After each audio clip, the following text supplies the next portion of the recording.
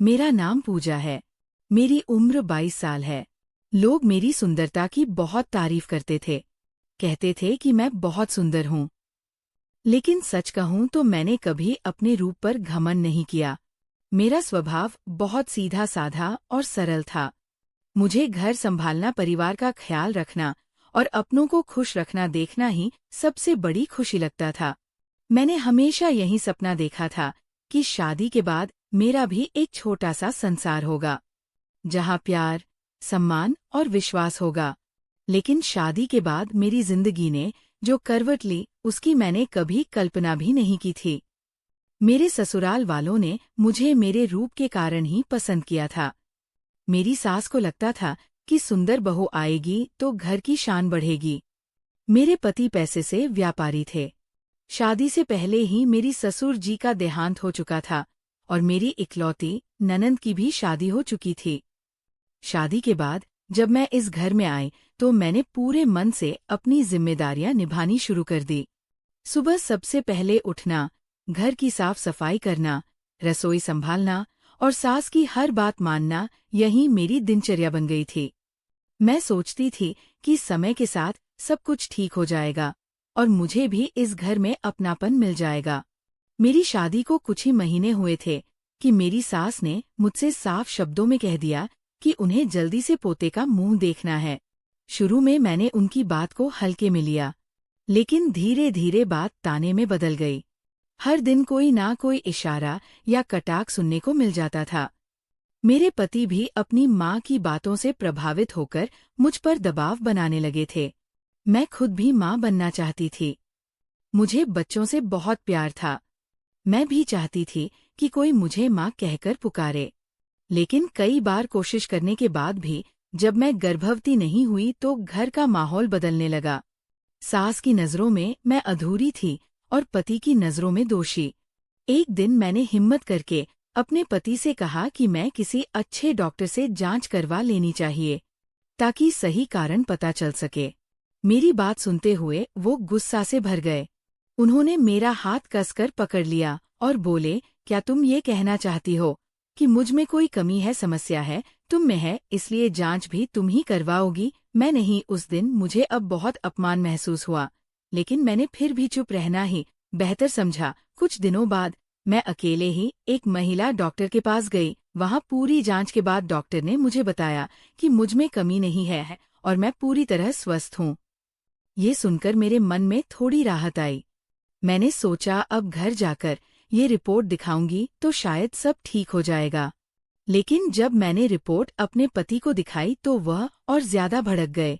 उन्होंने मेरे बाल पकड़कर कहा कि मैं उन पर इल्जाम लगा रही हूँ। मेरी सास भी मेरे खिलाफ हो गई। उन्होंने साफ कह दिया कि अगर मैं मां नहीं बन सकती तो वो अपने बेटे की दूसरी शादी करवा देंगे। ये सुनकर मेरे पैरों तले जमीन खिसक गई। मैं रोती रही, गिड़गिड़ाती रही, लेकिन किसी को मुझ पर तरस नहीं आया। मेरी शादी को 2 साल हो चुके थे और इन 2 सालों में मैंने जितने आंसू बहाए थे, उतने शायद कभी जिंदगी में नहीं बहाए थे। मैं अपने माता पिता को भी सच नहीं बता पाती थी, क्योंकि मेरी छोटी बहन की शादी बाकी थी। मैं नहीं चाहती थी कि मेरी वजह से उसके रिश्ते पर कोई असर पड़े। इसी बीच मेरे पति का एक करीबी दोस्त राकेश, जो पेशे से डॉक्टर था, हमारे सालगिरह के मौके पर घर आया। उसने शादी में हिस्सा नहीं लिया था क्योंकि वह बाहर था। उस दिन मैं बहुत उदास थी। वह मेरे कमरे में आया और हालचाल पूछने लगा। मैंने मौका देखकर उससे कहा कि वह मेरे पति को समझाए कि जांच करवा लेना गलत नहीं है। उसने मुझे भरोसा दिया कि वह बात करेगा। लेकिन उसी रात मेरे पति ने मुझ पर गुस्सा उतारा। उन्हें लगा कि मैंने ही उनके दोस्त से शिकायत की है। उन्होंने मुझे प्रमाणित किया और मेरी भावनाओं को बिल्कुल नजरअंदाज कर दिया। कुछ दिनों बाद खबर आई कि मेरे पति की रिपोर्ट सामान्य है। ये बात सुनकर मेरी सास ने मुझे और ज्यादा ताने देने शुरू कर दिए। अब वो खुलेआम दूसरी शादी की बात करने लगी थी। मैं अंदर ही अंदर टूट चुकी थी, लेकिन फिर भी उम्मीद नहीं छोड़ी। मुझे लगा शायद समय सब ठीक कर देगा। पर मेरी सास अब खुलकर मेरे पति की दूसरी शादी की बात करने लगी थी। घर में जब भी कोई रिश्तेदार आता तो इशारों में मुझे ही दोषी ठहराया जाता। मैं सबके सामने सिर झुकाकर खड़ी रहती, क्योंकि मेरे पास अपने बचाव में कहने के लिए कुछ नहीं था। मेरे पति भी दिन प्रतिदिन मुझसे दूर होते जा रहे थे। उनके व्यवहार में कठोरता बढ़ती जा रही थी। मैं समझ नहीं पा रही थी आखिर मेरी गलती क्या है। मैं हर तरह से इस घर को अपना मानकर निभा रही थी, फिर भी मुझे ही कटघरे में खड़ा कर दिया जा रहा था। इसी बीच एक दिन मेरे पति के वही डॉक्टर दोस्त राकेश अचानक घर आए। उस समय मेरी सास और पति किसी काम से बाहर गए हुए थे। मैं अकेली थी। राकेश ने आते ही मुझसे कहा कि वह मुझसे जरूरी बात करना चाहता है। मैं पहले तो की, लेकिन उसने भरोसा दिलाया कि बात मेरे भले की है। वह बोला, पूजा, मैं तुम्हें सच बताने आया हूँ। तुम्हारे पति पूरी तरह स्वस्थ है, लेकिन समस्या कहीं और है। मैं उसकी बात सुनकर चौंक गई, क्योंकि पहले तो उसने ही सास को फोन करके कहा था कि सब सामान्य है। मैंने उससे पूछा कि वह आखिर कहना क्या चाहता है। तब उसने कहा, कई बार मानसिक तनाव की वजह से भी ऐसी जैसी स्थिति बन जाती है, और अगर घर का माहौल ऐसा ही रहा तो तुम्हारी जिंदगी बर्बाद हो जाएगी। उसने धीरे धीरे बातों को मोड़ते हुए कहा कि अगर तुम चाहो तो इस स्थिति से निकलने का एक रास्ता है। उसकी बातों का लहजा मुझे असहज कर रहा था। मैंने उसे साफ कहा कि मुझे किसी गलत रास्ते की जरूरत नहीं है। मैं अपने पति के साथ ही रहना चाहती हूँ। राकेश ने मुझे समझाने की कोशिश की कि अगर मैं माँ बन जाऊं तो सब ठीक हो जाएगा और किसी को कुछ पता भी नहीं चलेगा। उसकी बातों का मतलब अब मुझे साफ समझ आने लगा था। मैं घबरा गई और उसे जाने के लिए कहा। वह मुस्कुरा कर बोला, सच लो पूजा, तुम्हारे पास ज्यादा समय नहीं है।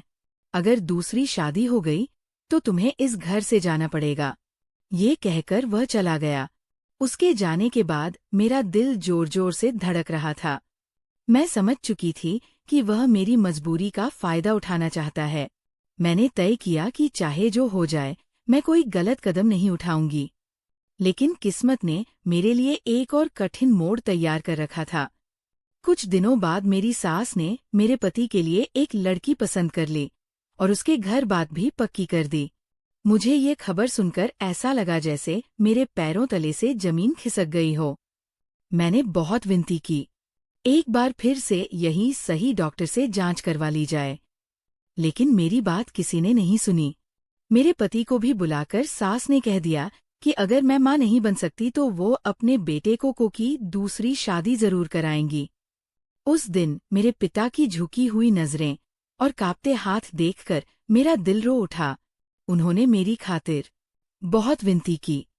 तब जाकर कुछ समय के लिए बात टली, लेकिन घर का माहौल और भी जहरीला हो गया था। मैं दिन रात नाव में रहने लगी थी। तभी एक दिन जब घर के सभी लोग बाहर गए हुए थे, राकेश फिर से घर आ पहुंचा। उसने कहा, वो आखिरी बार मुझसे बात करने आया है। उसने फिर वही प्रस्ताव दोहराया और कहा कि अगर मैंने उसकी बात मान ली तो सब ठीक हो जाएगा। मैंने उसे सख्ती से मना कर दिया और कहा कि मैं अपने आत्मसम्मान के साथ समझौता नहीं कर सकती। वह नाराज होकर चला गया, लेकिन जाते जाते कह गया कि अगर मैंने उसकी बात नहीं मानी तो वो ऐसा सच बताएगा जिससे मेरा घर टूट जाएगा। उसकी धमकी ने मुझे अंदर तक हिला दिया, लेकिन मैंने तय कर लिया था कि चाहे जो हो, मैं गलत रास्ता नहीं चुनूंगी। मुझे नहीं पता था कि आगे क्या होने वाला है, लेकिन मैं इतना जरूर जानती थी कि अब मुझे डरकर नहीं, बिल्कुल सच का सामना करके ही जीना होगा। राकेश की धमकी ने मुझे भीतर तक हिला दिया था, लेकिन मैंने मन ही मन निश्चय कर लिया था कि अब मैं डरकर कोई निर्णय नहीं लूंगी। मैं जानती थी कि यदि मैं एक बार भी झुक गई तो सारी उम्र अपने आप से नजरें नहीं मिला पाऊंगी। अगले कुछ दिन बहुत तनाव में बीते। घर में दूसरी शादी की तैयारी की चर्चा फिर से होने लगी। मेरी सास अक्सर फोन पर किसी से धीमी आवाज में बात करती और मुझे देखते ही चुप हो जाती। मेरे पति भी मुझसे लगभग बात करना बंद कर चुके थे। मैं अकेले कमरे में बैठकर अपने भाग्य को कोसती रहती, पर भीतर कहीं एक उम्मीद अब भी जिंदा थी कि सच एक दिन जरूर सामने आएगा। इसी बीच एक दोपहर जब घर के सभी लोग बाहर गए हुए थे। राकेश अचानक फिर आ गया। उसके चेहरे पर अजीब सी बेचैनी थी। उसने आते ही दरवाज़ा अंदर से बंद कर लिया और कहा कि आज वह मुझे पूरी सच्चाई बताएगा। मैं घबरा गई और उसे दरवाज़ा खोलने को कहा। वह बोला, पूजा, तुम समझ क्यों नहीं रही हो? तुम्हारा पति मानसिक दबाव में है और वो सच कभी स्वीकार नहीं करेगा। अगर दूसरी शादी हो गई तो एक और लड़की की जिंदगी बर्बाद होगी। तुम ही सब ठीक कर सकती हो। मैंने दृढ़ आवाज में कहा कि मैं किसी भी गलत रास्ते से अपने घर को नहीं बचाना चाहती। तब वो अचानक अपना असली चेहरा दिखाने लगा। उसने कहा कि वह मुझे बहुत पसंद करता है और मुझे पाने के लिए कुछ भी कर सकता है। उसकी आंखों में एक अजीब सा लालच साफ दिखाई दे रहा था। मैं समझ गई कि उसका उद्देश्य मेरी मदद करना नहीं, बल्कि मेरी मजबूरी का फायदा उठाना है। मैंने तुरंत दरवाज़ा खोलने की कोशिश की, लेकिन उसने मेरा हाथ पकड़ लिया और कहा कि मैं इतनी आसानी से नहीं जा सकती।